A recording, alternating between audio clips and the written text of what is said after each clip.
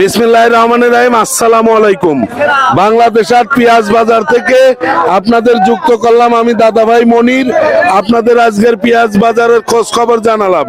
বাংলাদেশ হাটে কোনো ধলন পোতা নেই এবং এখানে পেঁয়াজের সর্বোচ্চ বাজার হলো 1050, 1100, 1150 টাকা।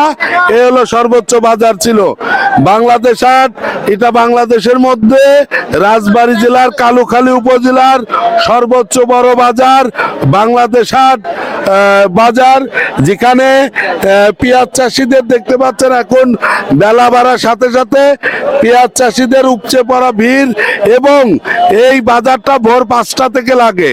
আপনাদের দেখাই, এইদিকে দেখাও, ভ্যান গাড়ি টাড়ি জাম, অন্য কিছু মিলে আমাদের বাংলাদেশের মধ্যে সবচাইতে পেঁয়াজ বেশি রপ্তানি হয়, পেঁয়াজ উৎপাদন হয়, আমদানি হয় আমাদের এই বাজারে, বাংলাদেশ হাট বাজারে।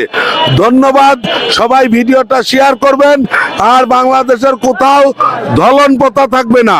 মনে রাখবেন, কৃষক বাঁচলে বাঁচবে দেশ, সবার আগে বাংলাদেশ। ধন্যবাদ।